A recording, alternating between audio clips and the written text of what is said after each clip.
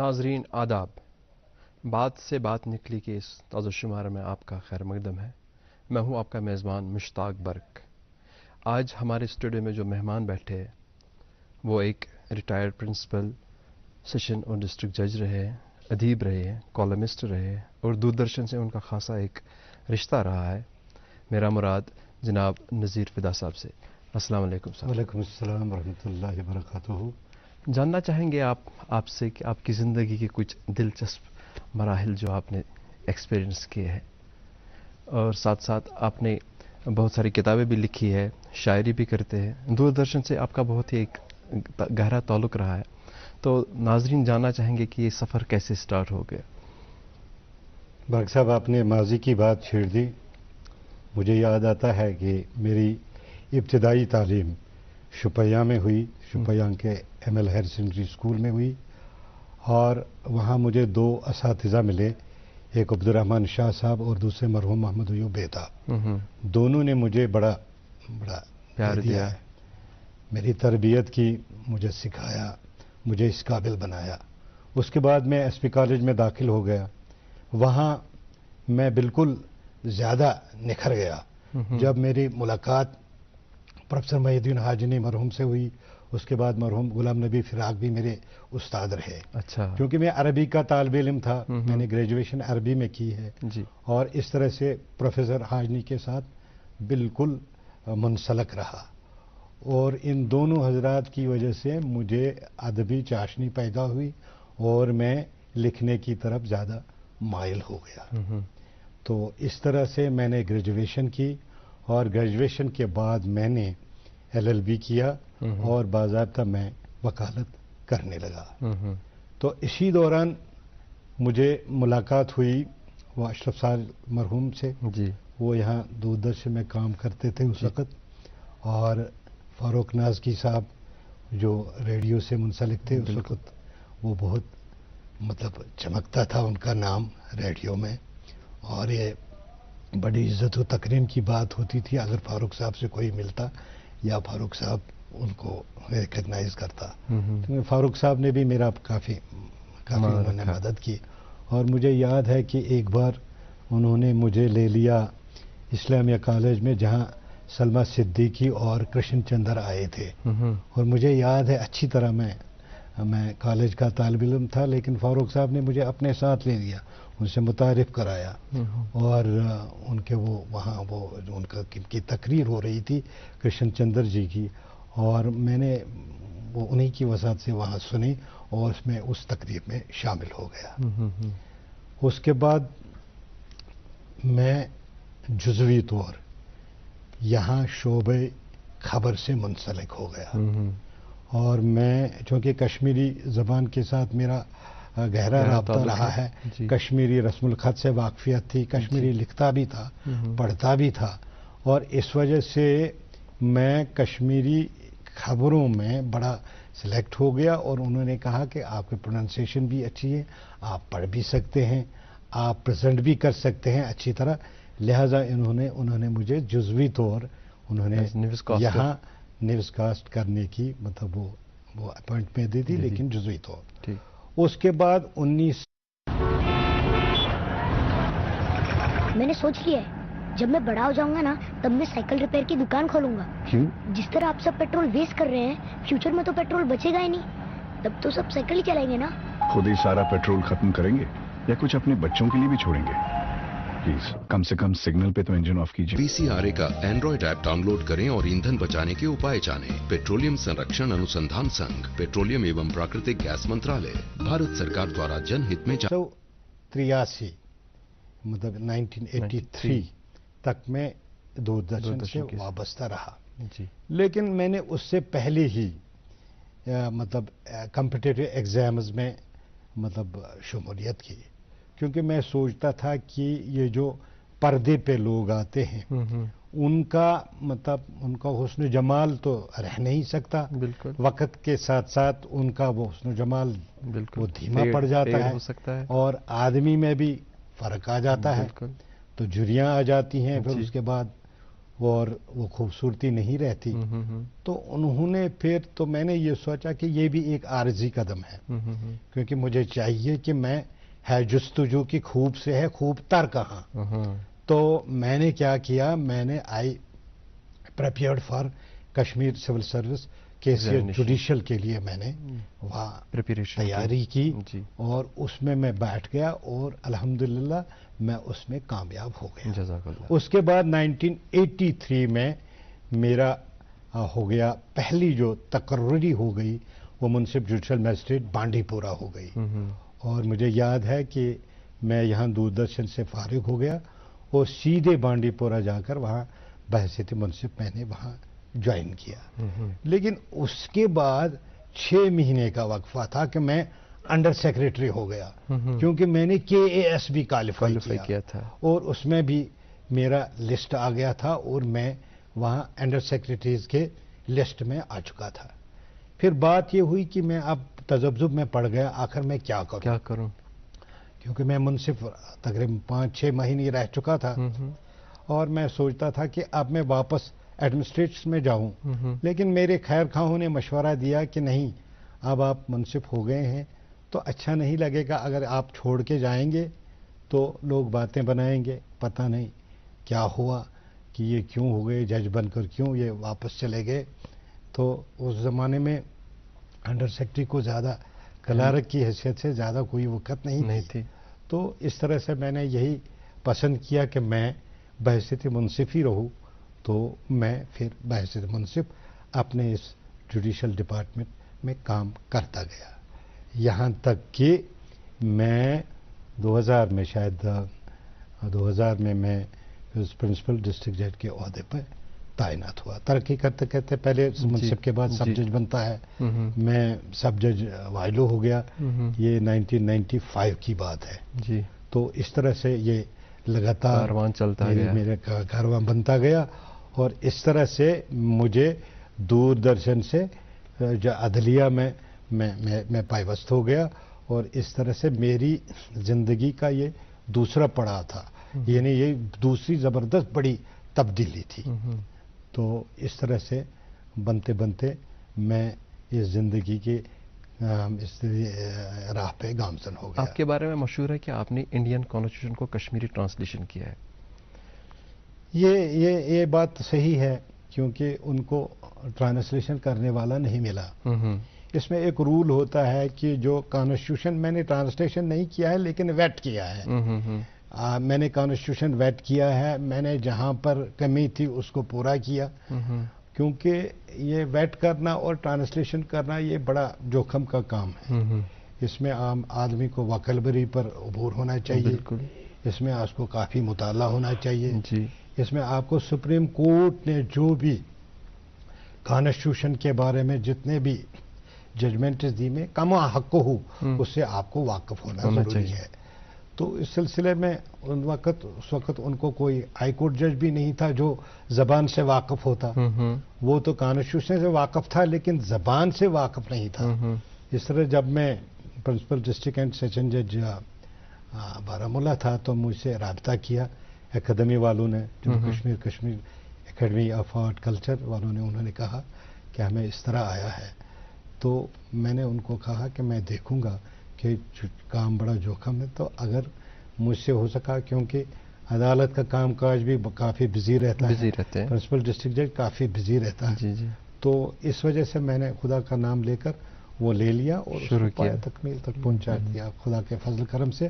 اور 2012 تک میری رہنمائی میں 2012 تک کانسٹیٹیوشن آف انڈیا کا ترجمہ ہو چکا ہے اور جتنے بھی اس میں تب تک امینڈمنٹس ہو گئی ہیں، ترمیمات ہو گئی ہے، ان کو بھی میں نے اس میں شامل کر دیا ہے.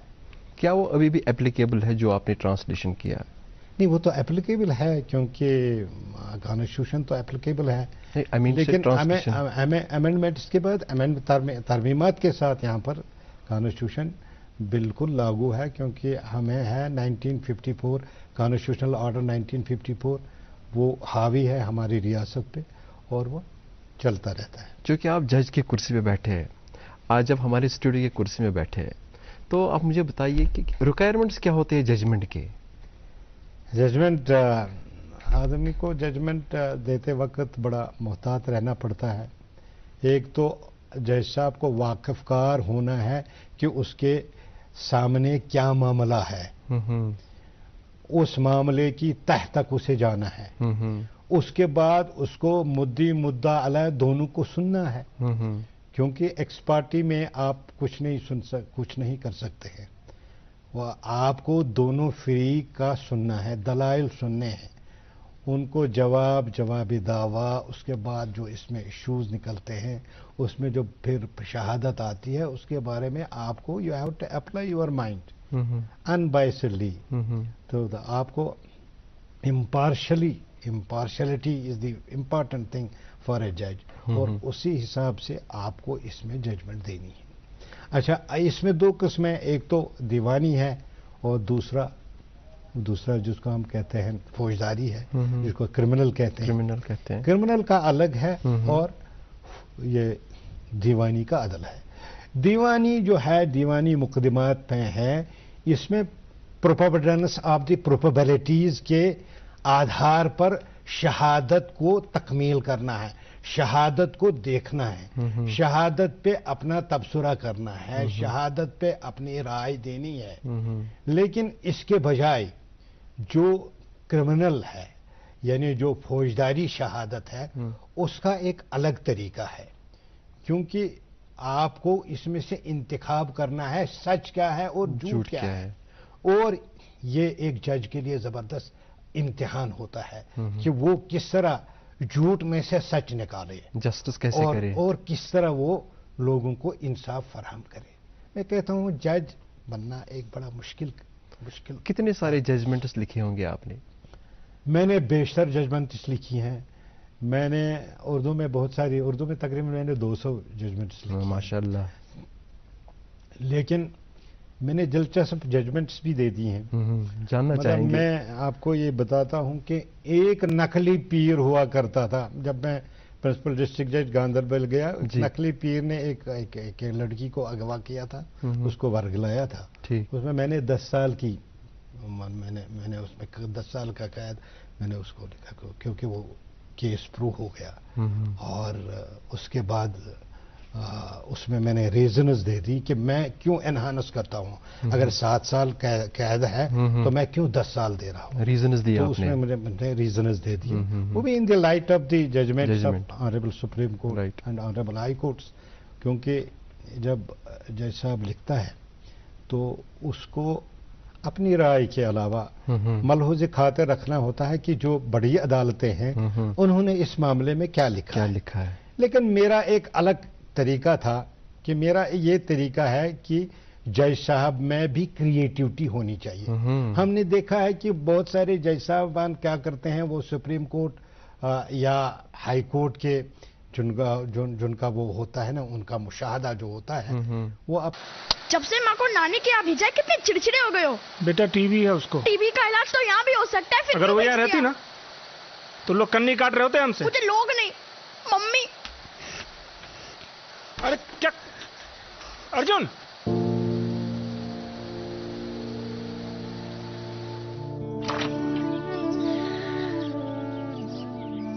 अर्जुन बहुत मिस कर रहा था तुमको। और मैं भी टीवी रिमोट का सर पर समझ नहीं पा रहा था। अपनों का जोड़ है टीबी का तोड़, तो फिर भेदभाव क्यों? टीबी के इलाज में अपनों का साथ दें। ये लो। गुड न्यूज सर, आज से आपको पेट्रोल पे 20% का डिस्काउंट मिलेगा। 20%? लॉटरी लग गई तो मेरे बाकी के पैसे क्यों नहीं डाले? वो तो आपके हाथ में ना। 45 की स्पीड पे गाड़ी चलाइए, रेड लाइट पे इंजन ऑफ कर दीजिए, 20% पेट्रोल तो जरूर बचेगा। बात तो वही है ना। पीसीआरए का एंड्रॉइड ऐप डाउनलोड करें और ईंधन बचाने के उपाय जानें। पेट्रोलियम संरक्षण अनुसंधान संघ, पेट्रोलियम एवं प्राकृतिक गैस मंत्रालय, भारत सरकार द्वारा जनहित में जारी।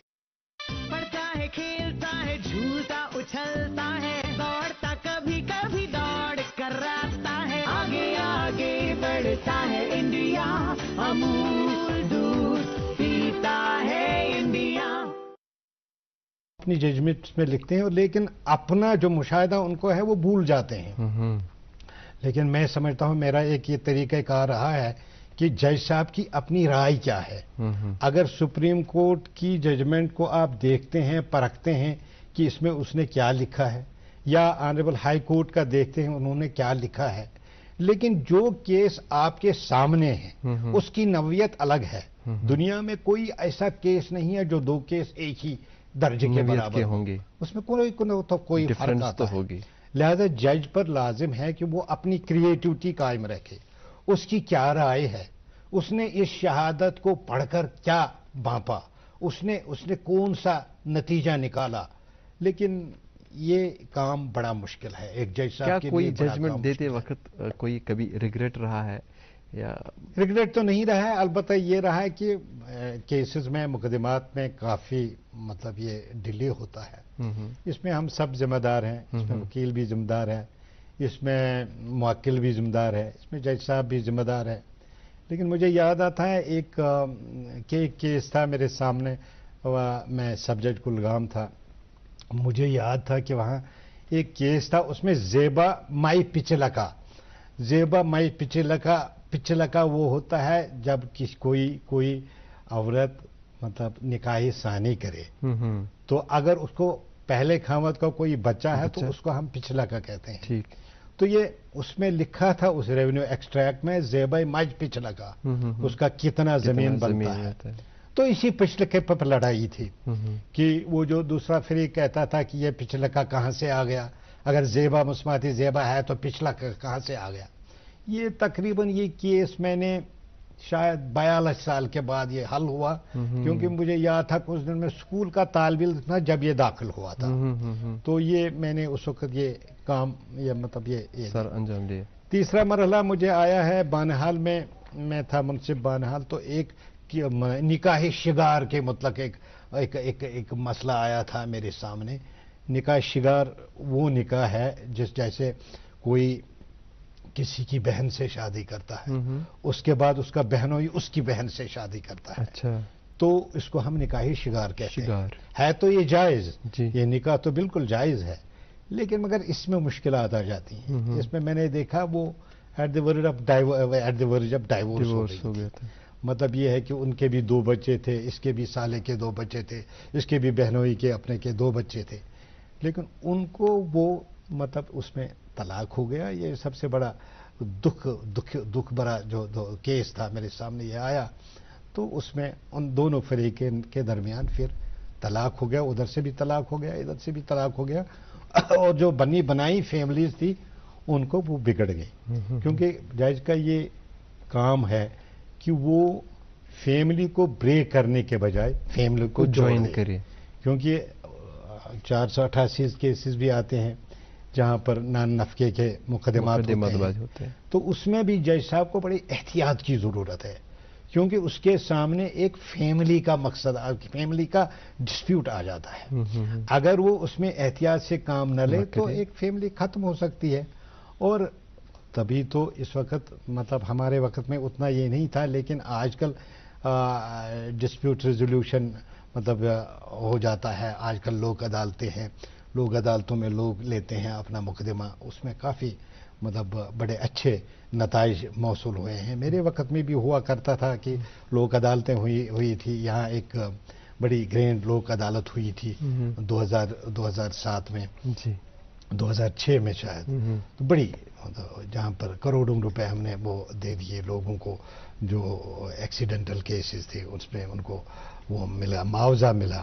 اس کے بعد جو بینک کیسز ہوا کرتے ان کے ساتھ ان کا معاہدہ ہوا, ان کو چھوٹ ملی. مطلب یہ جو سود ہے, سود میں انٹرسٹ میں ان کو چھوٹ ملی. اس طرح سے کافی تعداد جو کیسز کی تھی وہ لوک عدالت کے ذریعے اب حل ہوا کرتی. چونکہ آپ ایک ادیب بھی رہے ہیں, آپ نے بہت سارے بکس بھی لکھی ہیں. آپ کی ایک کتاب جو خزانہ ہے وہ ایک بہت دلچسپ کام ہے آپ نے کیا, اس کے بارے میں آپ بتائیے. یہ میں نے 1995 میں کشمیری لوکوکتیاں یعنی کشمیری فریزز, جی, اس میں نے یہ جمع کی تھی. یہ کتاب یہ میں نے لکھی حروف تہجی کے حساب سے الف سے لے کر یہ تک जितनी भी, मैं सारी नहीं कहूँगा, लेकिन जितना मुझसे कमा हकू हो सका मैंने इनको कलेक्ट किया। उसके बाद उनको मैंने मल्टीलिंगुअल, मतलब मैंने ये हिंदी, उर्दू, हिंदी और कश्मीरी मैंने वो उसमें तर्जमा किया है। इसमें एक अजीब बात हो गई, जब 1995 में मैंने ये किताब छाप दी तो लेने वाला कोई नहीं था। तो उसके बाद क्या हुआ, काम मैंने यहाँ दूरदर्शन को का दे दी, उन्होंने 2 कापियाँ ले ली, इस तरह रेडियो ने ले ली, इस तरह कल्चरल एकेडमी ने ले ली, तो इस तरह से 5-10 कापियाँ बिक गई। तो लेकिन मैं बड़ा परेशान रहा, आखिर ये मैंने 500 कापियाँ छपवाई हैं, मैं क्या करूँगा इसको। तो एक बार मुझे ये आया ख्याल कि मैं क्यों ना दिल्ली चले जाऊं, मैं वहां देखूं क्या होगा। मैं गया वहां साहित्य अकादमी पर जी। साहित्य अकादमी वालों ने ये किताब देखी तो वो क्या कर सकते थे, क्योंकि वो कोई मतलब इनको नहीं खरीद सकता था। उन्होंने कहा हमारे पास 2 किताबें जरूरत है, आप ये दे दीजिए। ठीक। तो उसके बाद मैंने उनको वो 2 किताबें दे दी, तो बाकी का अभी रह गया था, बाकी का कुछ नहीं। लेकिन वहाँ एक लेडी एक थी लाइब्रेरियन, उसने मुझे कहा कि आप मेरा मशवरा मानिए, आप चांदनी चौक में एक सरदार जी हैं जी, वो किताबों का कारोबार करते हैं, तो उनको कहिए कि मेरी ये किताब है, इसे आप खरीदिए।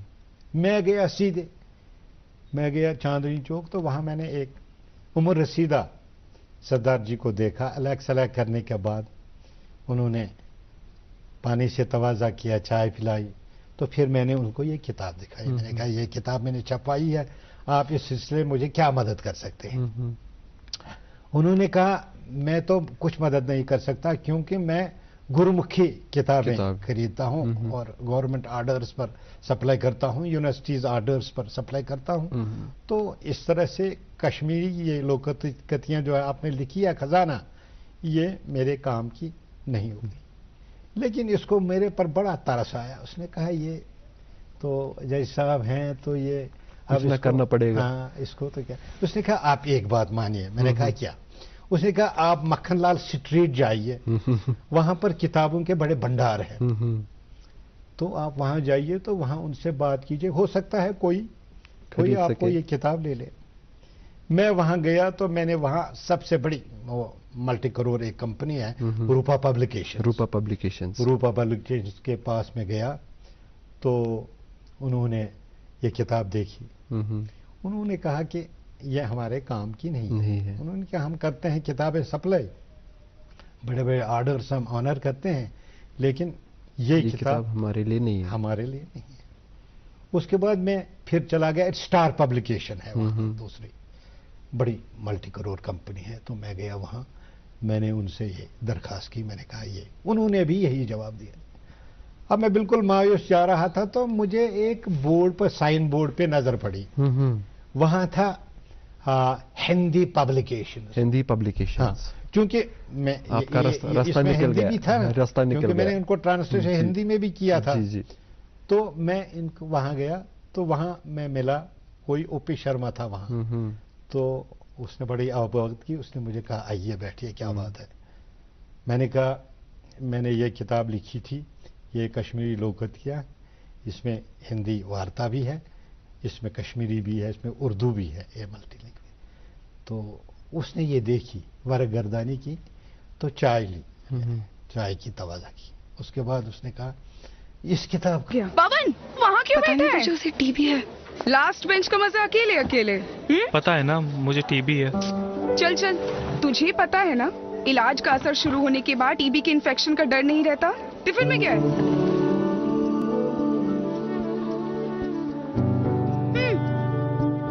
टीबी की दवाई के साथ खाना भी अच्छे से लेना है, समझा? अपनों का जोड़ है टीबी का तोड़, तो फिर भेदभाव क्यों? की कीमत क्या होगा? मैंने कहा इस किताब की कीमत 60 रुपया है। तो जरा तामुल से उसने मुझे जवाब दिया 60 रुपये नहीं दे सकता हूँ, अलबत्ता 40 पे है, दे सकता पर भाई क्या दे सकते हैं आपने 40 पे। मैंने कहा ठीक है। उसने कहा कितनी कापियां हैं आपके इस वक्त? मैंने कहा मेरे पास 10 कापियां हैं। तो ये भी باری برکم تھی یہ میں نے پتہ نہیں کس ہمت سے اٹھائی تھی. میں نے اس نے کہا اس نے رسید لکھ دی مجھے 400 روپیہ اس نے نقدی دے دی. میں نے کہا سر یہ نہیں چلے گا مجھے میرے پاس اور بھی ہیں تقریباً 400 کتابیں ہیں اب سری نگر میں کیا کروں گا. اس نے کہا وہ سارے بیچ دیجئے اور اس کو میں نے بیچ دی. تو چونکہ 100 میں نے بیچی تھی اس میں سے 10 کاپیاں میں نے دے دی تھی.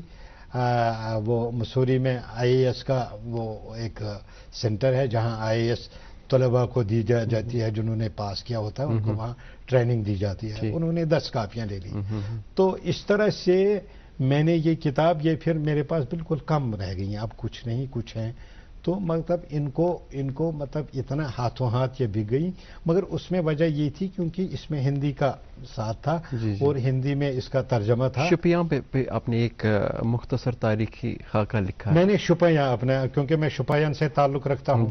شپیان سے میں پیدا ہوا ہوں شپیان میں تربیت ہوئی ہے لہذا میرا شوق تھا میں کیوں نہ شپیاں ایک بڑا تاریخی قصبہ ہے کیونکہ یہ پہلے زمانے میں مغل زمانے میں جب یہ تھا مغل ادھر سے آتے تھے کیونکہ یہ آماج گاہ تھی بڑی تاریخی آماج گاہ رہی ہے شپیاں کیونکہ یہ ملاتی ہے پونچھ کو راجوری کو دیگر اضلاع جو جموں میں ہیں ان سے ملاتی ہے. اس طرح سے میں نے ان کے وہاں تاریخی جو مطلب ارمبے آر ہے یا وہاں پر ایک وہ ان کا ہے وہ جو مغل روڈ ہے یعنی مغل سرائے ہے تو میں نے اس کے بارے میں بالکل ڈیٹیل لکھا ہے. چونکہ آپ شاعری بھی لکھتے ہیں ہم چاہتے ہیں کہ کچھ اشعار یا کچھ اگر ضرور سناؤں گا پلیز. برق صاحب چونکہ شاعر جو ہوتا ہے وہ حالات واقعات سے واقف ہوتا ہے اس کے سامنے جو کچھ ہوتا ہے وہی لکھتا ہے. کیونکہ حالات یہاں بڑے دگرگوں رہے خراب رہے. میں نے ایک نظم لکھی ہے وہ رات پھر نہ آئے. اچھا. وہ رات پھر نہ آئے وہ لمحہ پھر نہ آئے میرا سکون چرائے. جب اس نے ہم کو لوٹا گولی سے بون ڈالا ایک 1.5 سالہ بچی اس کو بھی رون ڈالا آنکھوں پر ایسی پٹی بے رحم تیغ والا. وہ رات پھر نہ آئے وہ لمحہ پھر نہ آئے میرا سکون چرائے. پھولوں کو ایک پل میں روندا اور مسل ڈالا پیاری سی ٹہنیوں اور کلیوں کو توڑ ڈالا. کچھ جیتے جی کروں کو اب پڑ گیا ہے تالا. آگو آہن کی بارش سب کو جلائے بیٹھی کٹیا کے بیم و در کو ایک سر اڑائے بیٹھی. وہ رات پھر نہ آئے وہ لمحہ پھر نہ آئے میرا سکون چرائے. خوف و خطر کی گھنٹی ہم کو دبائے بیٹھی جب دختراں کی عفت اور آزمی کی عزت پھر داؤ پر لگئی تھی. سارے شہر کی حرمت نکلا میں آب لاپا برپا ہے پھر قیامت.